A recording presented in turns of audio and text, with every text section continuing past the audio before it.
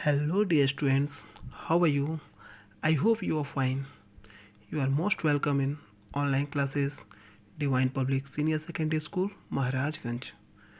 Students, this is Anurag sir, and today we are going to start the first chapter of economics, and that is people as resource.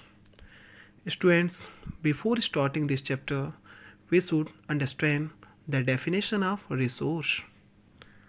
All those things which fulfill needs of human beings, that is resource, or the things which utilized by human beings is called resource.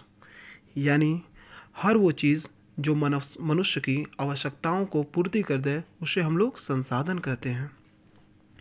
Okay students, now come to the point. Population of a nation can be its asset rather than liability. यानी किसी भी देश की जनसंख्या दायित्व से ज़्यादा संपत्ति के रूप में होती है. People as resource refers to a country working people in terms of their existing productive skill and abilities. यानी संसाधन के रूप में लोग वर्तमान उत्पादन कौशल और क्षमताओं के संदर्भ में किसी देश के कार्यरत लोगों का वर्णन करने का एक तरीका है. When existing human resource is developed by becoming educated and healthy, it turns into human capital. यानी मानव संसाधन को जब शिक्षा और स्वास्थ्य के रूप में जो हम विकसित करते हैं तो उसको हम लोग मानव पूंजी के नाम से जानते हैं. Human capital is superior to other resources like land and physical capital as it uses these capital and adds value to them. यानी मानव जो पूंजी होता है वो जमीन और भौतिक दोनों पूंजी से सर्वोच्च माना जाता है क्योंकि यही सारे पूंजी को आगे बढ़ाता है. Investment in human capital via education and medical care can give high returns in the future. Countries like Japan have invested a lot to human resource. They do not have rich natural resource but still they are called developed nation. यानी जब शिक्षा प्रशिक्षण और चिकित्सा सेवाओं में निवेश किया जाता है तो वही जनसंख्या मानव पूंजी में बदल जाती है. वास्तव में मानव पूंजी कौशल और उनमें निहित उत्पादन के ज्ञान का भंडार है. हम एग्जाम्पल लेते हैं जापान देश का. जापान अपने सारे जनसंख्या को ह्यूमन रिसोर्स में की तरह समझता है. They do not have rich natural resources. यानी जापान में वहाँ पर किसी प्रकार का कोई प्राकृतिक संसाधन नहीं है but still they are called developed nation. लेकिन तब भी फिर भी वो एक विकसित देश है क्योंकि वहाँ के सारे लोग अपने आप में एक प्रोडक्शन का काम करते हैं. इसी नाते वहाँ लोग जनसंख्या संसाधन के रूप में जाने जाते हैं.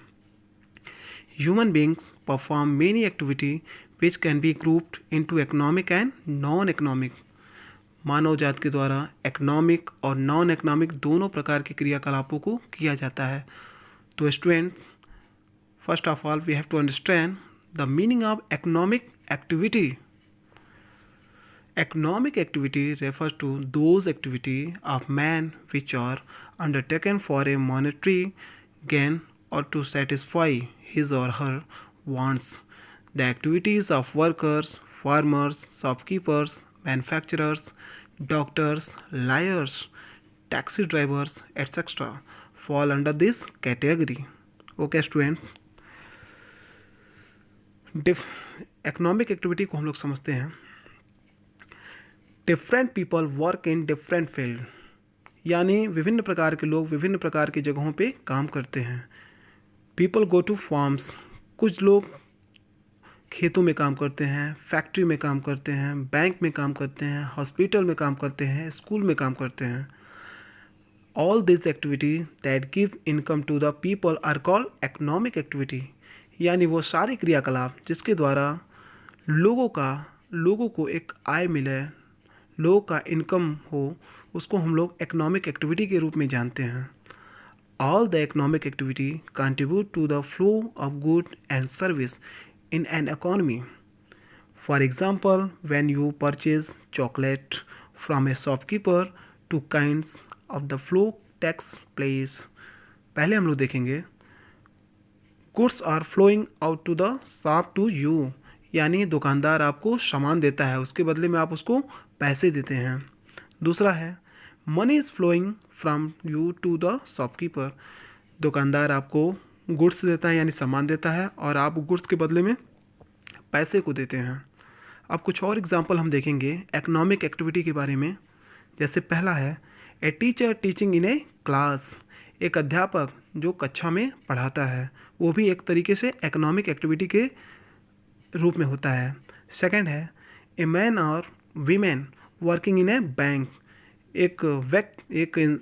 मतलब आदमी या महिला कोई भी बैंक में जो काम करते हैं वो भी इकोनॉमिक एक्टिविटी में आ जाता है। तीसरा है a farmer plugging his field, एक किसान अपने खेत में काम करता है, वो भी एक तरीके से इकोनॉमिक एक्टिविटी का एग्जाम्पल है।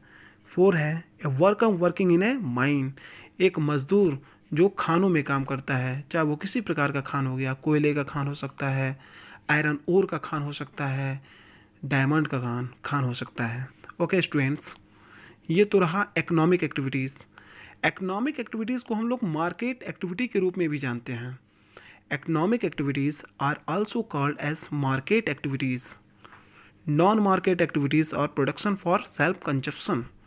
ओके स्टूडेंट, थोड़ा सा हम लोग जानेंगे नॉन इकोनॉमिक एक्टिविटीज़ के बारे में। Non economic activities are ones that are not undertaken for any monetary gain. These are also called unpaid activities, that is puja path, housekeeping, helping the poor or disabled etc. यानी थोड़ा सा हम और अच्छे से देखेंगे इसको। The activity which do not give income in return और नॉन इकोनॉमिक एक्टिविटी, यानी हर वो एक्टिविटी जिसके द्वारा कोई इनकम ना होता हो उसको हम लोग नॉन इकोनॉमिक एक्टिविटी के रूप में जानते हैं। They also do not contribute to the flow of goods and the service in the economic, यानी अर्थव्यवस्था में कोई ना तो चीज़ों का ना सेवाओं का कोई फ्लोटेशन होता है। These are also known as non market activity. जिस तरह हम लोग इकोनॉमिक एक्टिविटी को मार्केटिंग एक्टिविटी के रूप में जानते हैं, उसी तरह हम लोग नॉन इकोनॉमिक एक्टिविटी को नॉन मार्केट एक्टिविटी के रूप में जानते हैं। As these are perform for self consumption. Now थोड़ा सा एग्जाम्पल हम लोग देखेंगे, example of non economic activities. पहला है teaching by father to his son at home, यानी कोई अध्यापक है जो अपने घर में अपने बच्चों को पढ़ाता है, पढ़ाता तो अपने बच्चों को है लेकिन वहाँ पर कोई इकोनॉमिक एक्टिविटीज़ नहीं हो रही है। सेकंड है domestic works by the house wife, यानी घर में जो महिलाएं अपने घर का काम करती हैं उससे भी कोई इनकम नहीं हो रहा है, इस नाते वो भी एक नॉन इकोनॉमिक एक्टिविटी का एग्जाम्पल है। तीसरा है washing of father's car by the son, यानी पिता के गाड़ी को पुत्र के द्वारा धोया जाना, ये भी एक नॉन इकोनॉमिक एक्टिविटी का एग्जाम्पल है। चौथा है स्कॉलरशिप टू ए स्टूडेंट, यानी बच्चों को स्कॉलरशिप यानी छात्रवृत्ति को देना, वहाँ पर भी कोई इकोनॉमिक एक्टिविटी नहीं दिख रही है, इसी नाते इसको नॉन इकोनॉमिक एक्टिविटी के रूप में जाना जाता है। ओके स्टूडेंट्स, आज हम लोगों ने पीपल एंड रिसोर्स के बारे में, इकोनॉमिक एक्टिविटीज़ के बारे में, market activities, non economic activities and non market activities के बारे में हम लोगों ने जाना। नाउ अब हम लोग इसके बाद का जो टॉपिक है नेक्स्ट वीडियो में उसको हम लोग एक्सप्लेन करेंगे। Okay students, thank you.